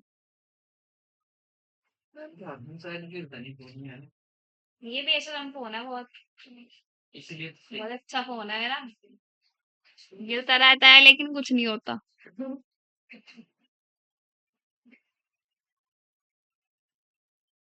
फट गया अब उठा के थोड़ा ही ना फेंक के मारूंगी मैं। तेरा हाँ लेकिन सही कंडीशन में। क्लास में वही लेकिन आज तो पहुंच गया वो तो चेंज होता रहता है लेकिन बदल काफी क्लास में टाइम में होता है चेंज। देन तो मेरा फोन साथ करता है और मेरे पास लाइट करता है पर बहुत ज्यादा मेरा तो लाइफ साइकिल पढ़ेंगे इसकी भी। देखो इसकी लाइफ साइकिल ना, जो डायग्राम बना हुआ है, ध्यान से देखेंगे डायग्राम्स का, लाइफ साइकिल का, वो एक टेबल सी की फॉर्म में बना है। डायग्राम आपके पास है, मैं तो स्टेप्स लिखवाऊंगी बस आपको, ये रख दी उसी बॉक्स में। हाँ, तो ये सबसे ज्यादा हार्ड चीज लगती है बच्चों को। एड्स की जो लाइफ साइकिल है, ये जो बॉक्स सा है ग्रीन सा, ये सबसे ज्यादा हार्ड सा लगता है कि इसमें ये क्या चीजें हैं, क्या पढ़े इसमें, क्या ना पढ़े, हमारी नहीं समझ में आ रहा। तो अब मैं जिस तरीके से स्टेप्स में लिखवाऊंगी ना, ये ग्लाइको लिपिड प्रोटीन है, ये जो लेयर ग्रीन कलर की बनी हुई है ग्लाइकोलिपिड की बनी हुई है। तो ग्लाइकोलिपिड प्रोटीन को हमने शॉर्ट में जीपी लिखा है। ये 41 ग्लाइकोलिपिड उसकी बनी हुई है, ये 120 नंबर की लाइफ साइकिल पढ़ेंगे। तो लाइफ साइकिल में एचआईवी के स्टेप्स लिखेंगे भाई हम, ठीक है। तो मैं स्टेप्स लिखूंगी, फिल इन द ब्लैंक्स करेंगे आप पूरे।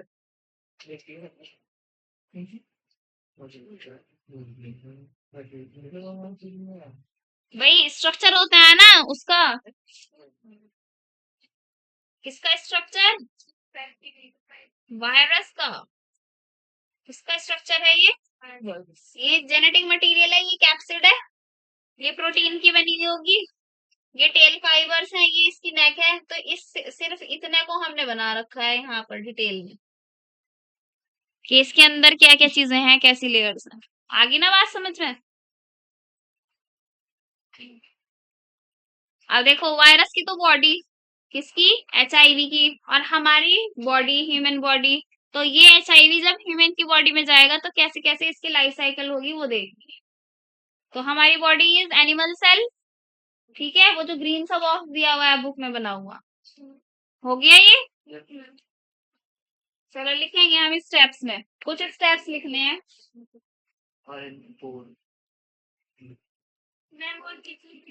नॉर्मल सेल वायरल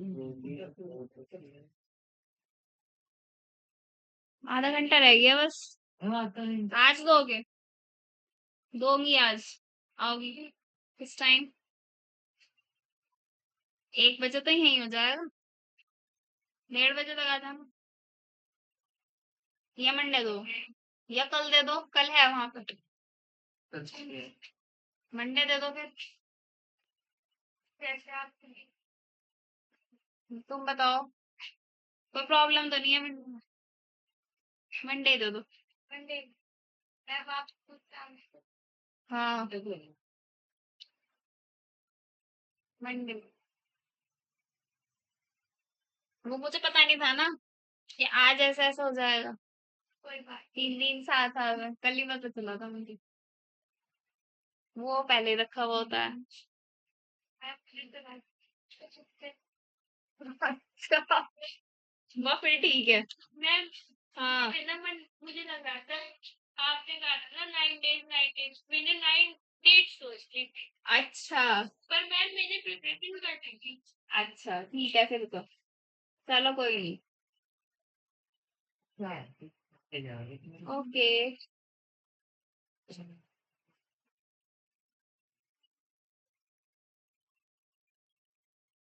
वही लिखेंगे इनको, स्टेप्स को, बहुत इंपॉर्टेंट स्टेप है। अगर ये आपने ये वाले स्टेप्स अच्छे से लर्न कर लिए ना, लाइफ साइकिल वाला एचआईवी की वो नहीं होगी गड़बड़ी क्वेश्चन करते हुए।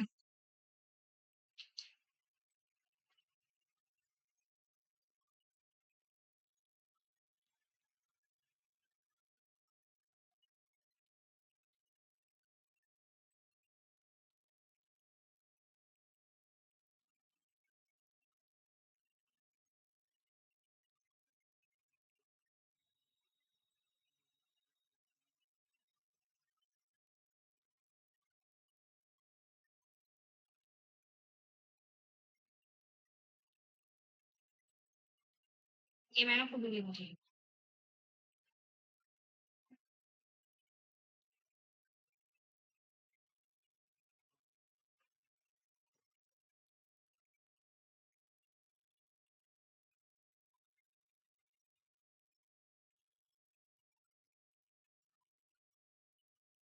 मैक्रोफेज जी है होगा। पी है ये।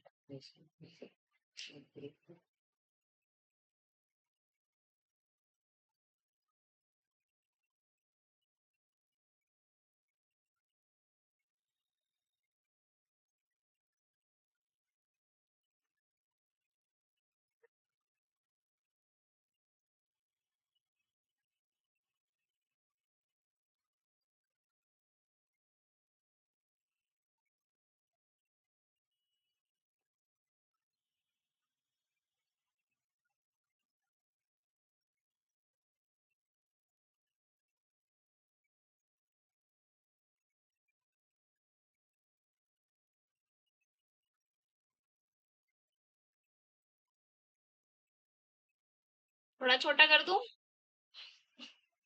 देखना दिख रहा है इतना? हम्म।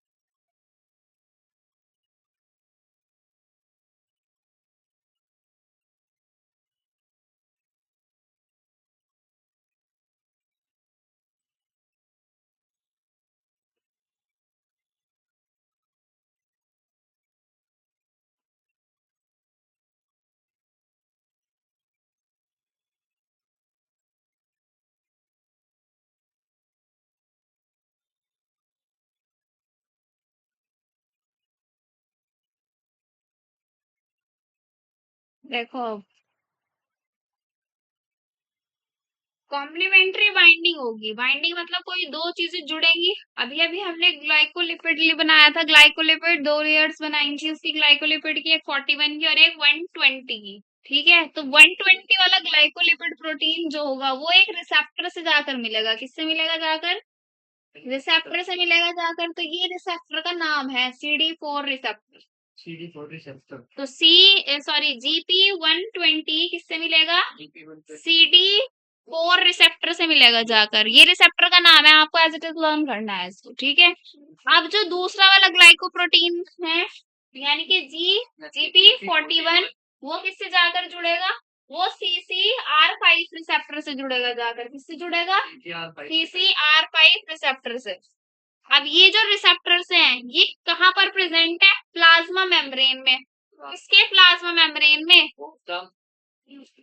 Of macrophage. What is macrophage? Macrophage is HIV factory, जहां से HIV बन रहा है। ठीक है, उनकी प्लाज्मा मेम्ब्रेन में ये क्या है?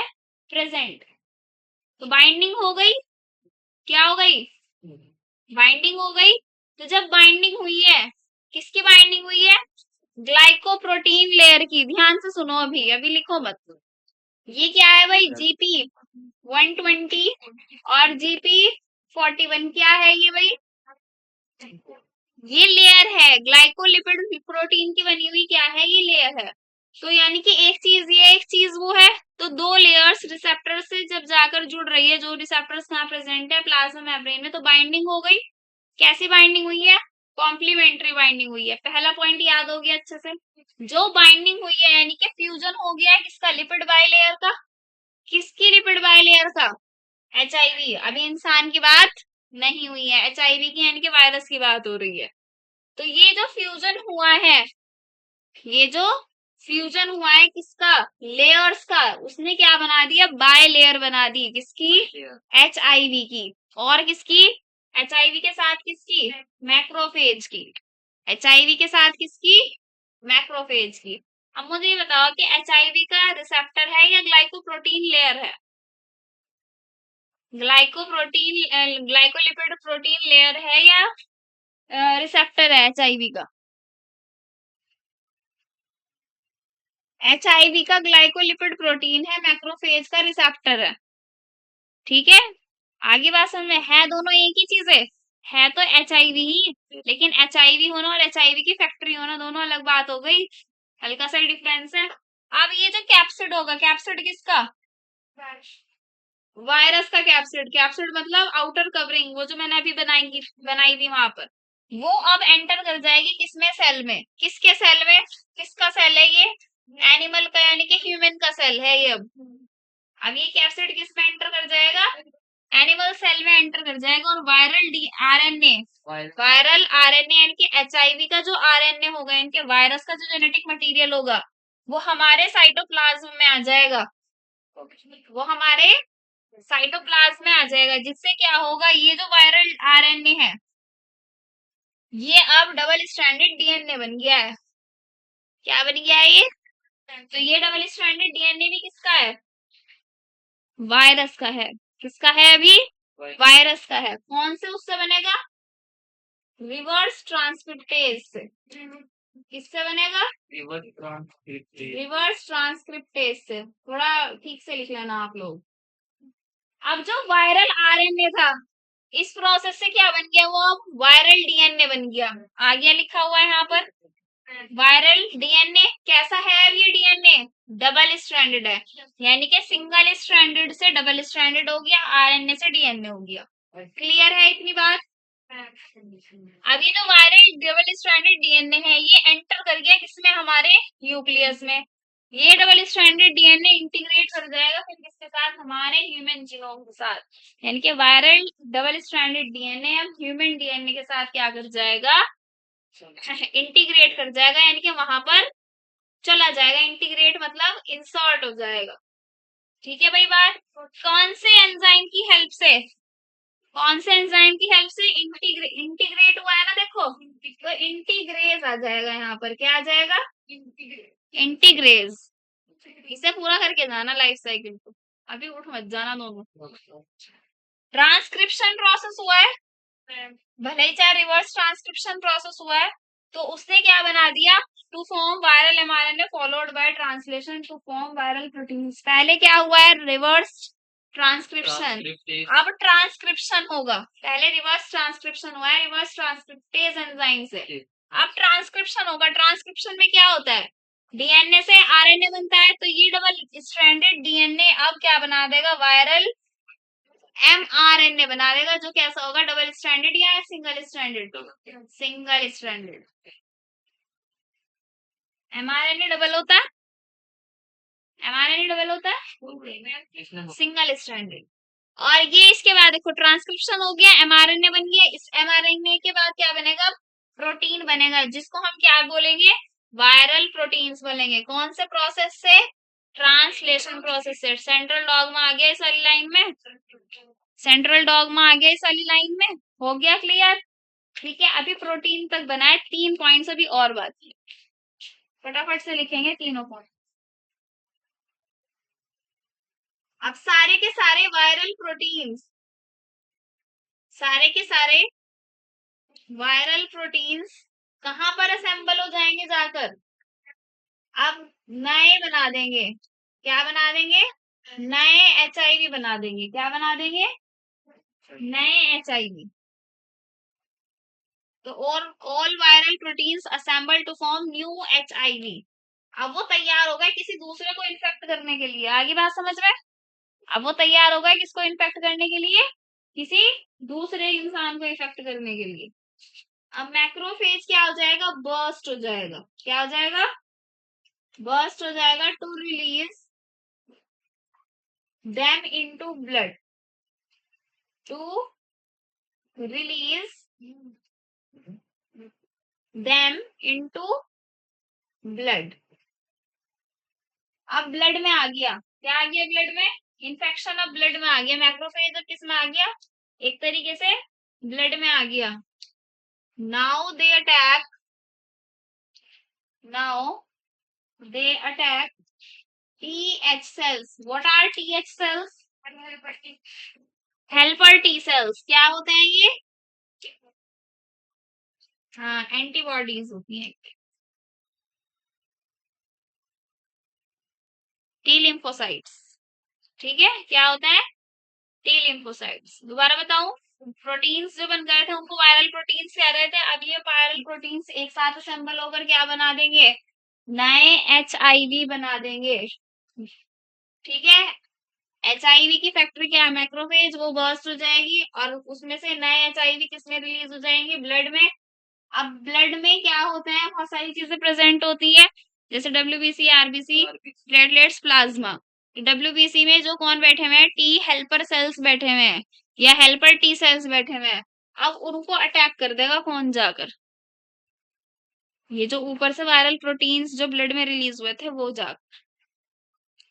आप जरा वो डायग्राम देखो, फटाफट देखो डायग्राम अपनी बुक्स में।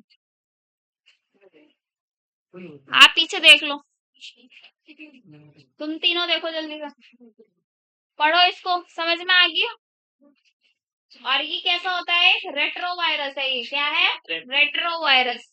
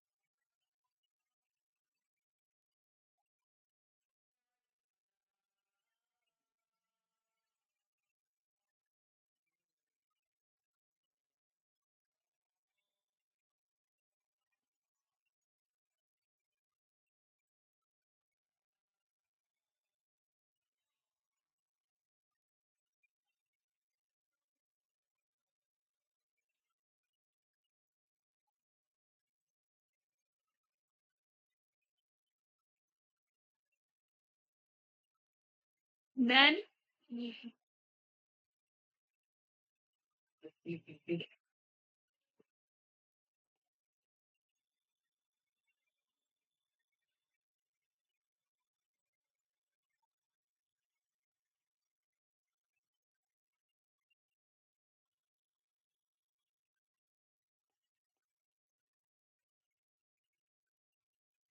सिम्टम्स बताएंगे, चलिए। लो इम्यूनिटी, वेट लॉस,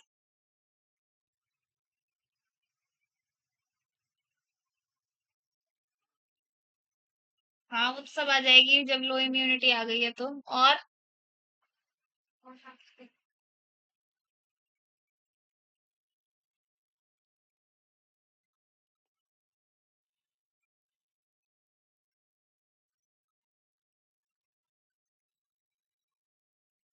लिम्फोडेनोपैथी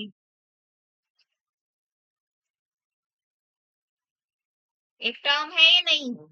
लिम्फोडेनोपैथी क्या हो जाएंगे, लिम्फ आ रहा है ना इसमें, तो लिम्फ नोड्स में क्या हो जाएगी, स्वेलिंग हो जाएगी।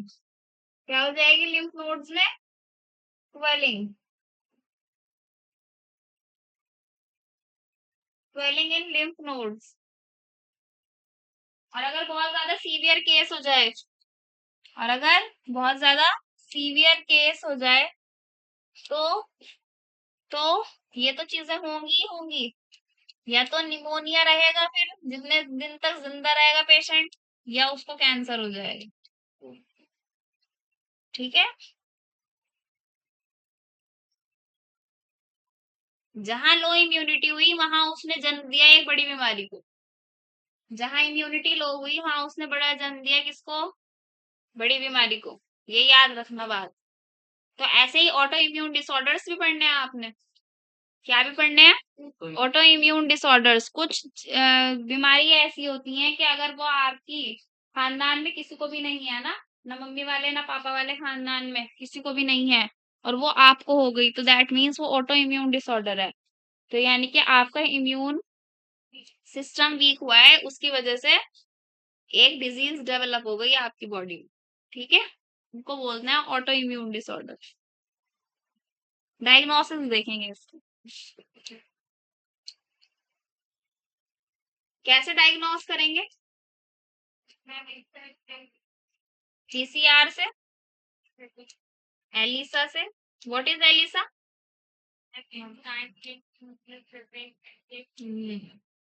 एंजाइम लिंक्ड इम्यूनो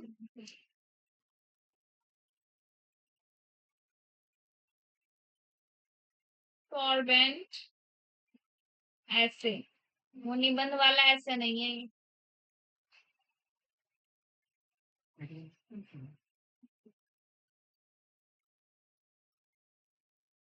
देखो जैसे प्रिलिमिनरी टेस्ट होते हैं ना, ये दोनों वैसे हैं। जैसे प्रिलिमिनरी टेस्ट होते हैं, जैसे आप केमिस्ट्री में पढ़ते होंगे सॉल्ट को एनालाइज करने में, एक तो प्रिलिमिनरी टेस्ट और एक कंफर्मेटरी टेस्ट।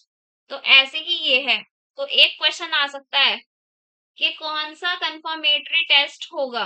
ऑप्शन में आ गया पीसीआर, एलिसा, और एक आ गया वेस्टर्न ब्लॉटिंग, और एक आ गया सदर्न ब्लॉटिंग। तो आप कौन से पे टिक करेंगे कंफर्मेटरी टेस्ट? वेस्टर्न ब्लॉटिंग में। सब एलिसा पर टिक कर देते हैं जो गलत हो जाता है। तो ये western blotting is a confirmatory test. Confirm थी उस वो एड्स किससे होता है? इस वाले से। ठीक है भाई। It is a confirmatory test. अच्छा, एक टाइफाइड भी तो था आपका, उसमें कौन सा टेस्ट लगता है? Widal test. कौन सा लगता है? और इसके पीछे भी तो एक हिस्ट्री रही थी। कौन सी रही थी? मैरी क्या थी? एक मैरी मेलन थी ना, कौन थी? कौन थी? मैरी मेलन ही तो थी ना। वो टाइफाइड की कैरियर थी। वो पेशे से क्या थी? प्रोफेशनली कुक थी। तो एक किसी रॉयल फैमिली में, तो वो क्या कर रही थी? खाना बना रही थी वहां पर और टाइफाइड को स्प्रेड कर रही। तो ये चीज लिख लेना। मैरी मेलन था ना उनका नाम पूरा। मेरी मेरी कुक थी ये। इसका ट्रीटमेंट भी दे रखा है। क्या भी दे रखा है? ट्रीटमेंट। एजिडो थायमिडिन दिया जाएगा इसमें, और जीडोव्यूडिन दिया जाएगा। यहीं पे लिख दूं?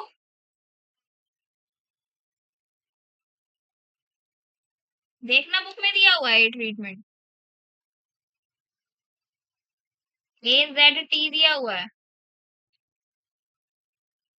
चलो आप लिख लो अगर नहीं भी दिया हुआ।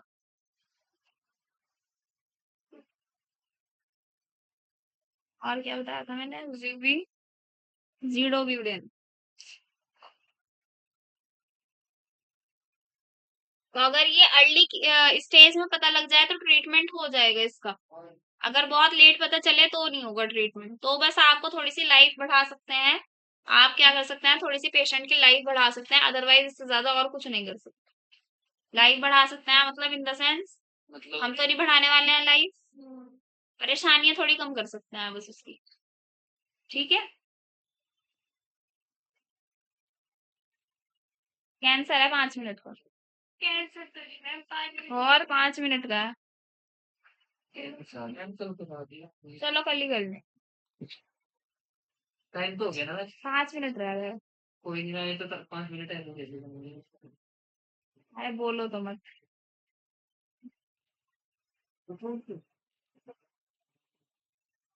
तो क्या हो गया? शायद मेरे पे हो ही नहीं सकता चीज। बस ये है। अच्छे से पढ़कर आना भाई, बहुत अच्छे से पढ़कर आनी है। सारी डिजीजेस जितनी आज हुई हैं कैंसर को छोड़कर, सारी डिजीजेस हो गई हैं आपकी। ठीक है। नेक्स्ट लेक्चर में हम कैंसर से स्टार्ट करेंगे, फिर करेंगे और सारे टॉपिक्स।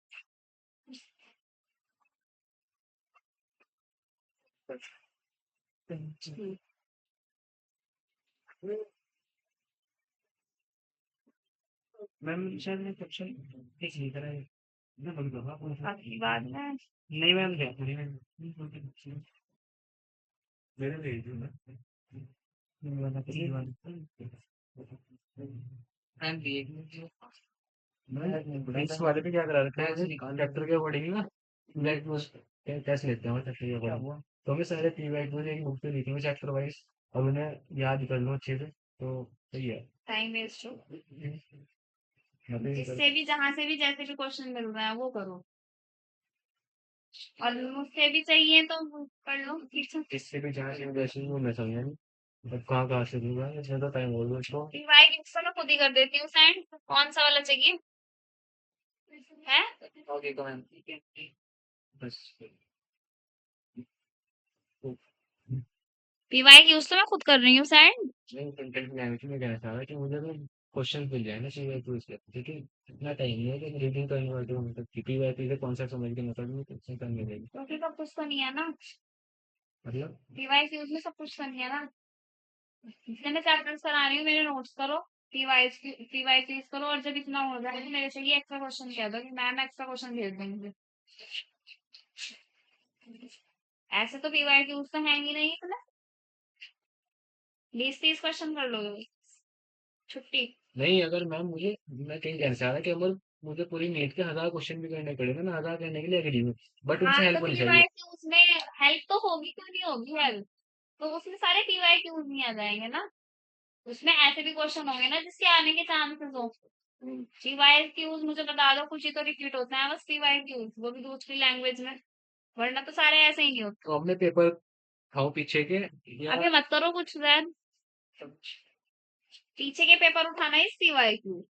ठीक है, वो तो मैं दे ही रही हूँ, और चैप्टर के किसी और चैप्टर के चाहिए तो मुझे मैसेज कर दो ठीक कि मैम इस वाले के चैप्टर के मैम पीवाई क्यू फिर, सेंड कर दो, मैं कर दूंगी। तो आप ऐसा कर लीजिए जैसे 11th क्लास के पहले चैप्टर से आप भेजना स्टार्ट कर दीजिए। 11th को होल्ड पे रखो अभी, तो 12th 12th क्लास, चल रही है, 12th पे फोकस तो करो। 12th क्लास के पहले चैप्टर से आप भेजना शुरू कर दीजिए और एंड चैप्टर तक भेज दीजिए। मैं पहले चैप्टर कर करके पीवाईक्यू आपको अपना टेस्ट देता रहूंगा पीवाईक्यू के अकॉर्डिंग। चलो ऐसा कर लो। ठीक है, आप 12th क्लास से मैं नंबर ले लीजिए। नंबर मुझे कर देना बस मैसेज। किस पे करूँगा, मेरे पास तो अरे नंबर है। ग्रुप में है तो मैंने वो ये भेज आपका ही रखी फोन है है क्या मैम? पीडीएफ। हाँ लाओ अरे चलो मैम, बताओ। आप फॉलो कर लो इंस्टाग्राम पे, उस पर नंबर भेज दूंगा मैं। नंबर बताओ, लाओ फॉलो भी करी नहीं। उस पर 7251 7251। 9609। आया हुआ है तुम्हारा तो कॉल। मैं कॉल आया हुआ, मैंने तो नहीं चलो बोल नहीं थी कोई 51 ये अभी आया है। यही है नहीं ना, नहीं, अरे ये नहीं है। 09 के बाद ही आया। 0943। तो ये किसका है? भाई मेरे फोन नंबर किस तरह हो गया, आगे हो गए उसमें है ना ग्रुप में। नई कॉल हुई हुई है मैं लेडीज तो बोल रही थी वो। चला भाई। बता देखो जुलाई में आया हुआ है। दिखलाई, वो नहीं दो छोड़ दिए तो नहीं मिलेंगे, कोई बात नहीं, मैं प्रेजेंट कर दिया चलो काफी कोई नहीं। पहले आया। आप चैप्टर के अकॉर्डिंग भेजना शुरू करें आप मुझे। ठीक है? तो इसका मैंने उसे ग्रुप में भेजे हुए हैं, आप एक बार ग्रुप में चेक करना जाकर। पीडीएफ पड़ी नहीं होंगी, वहां डाउनलोड मारनी है, क्योंकि वो फिर मुझे दोबारा बनानी पड़ेगी पीडीएफ, मैंने डिलीट कर दी है अपना फोन। हुँ, कौन कौन से चैप्टर की भेज या गौरव कर देगा हेल्प, ग्रुप में से इसको भाई पीडीएफ दे देना उठाकर। क्योंकि मैम असल में 12 देखो बढ़ गया, अब मैं कॉलेज में आ जाऊँगा मस्जिद, वहाँ बच्चों को थोड़ा पढ़ाना। तुम प्रैक्टिस करने जा रहे हो क्या रात को? हॉस्पिटल में तो हूँ मैं, डॉक्टर औषध के 4 साल हो गए मालूम नहीं। अच्छा, लिंक रोड। ब्लड प्रेशर कहाँ है वो? के पे अच्छा।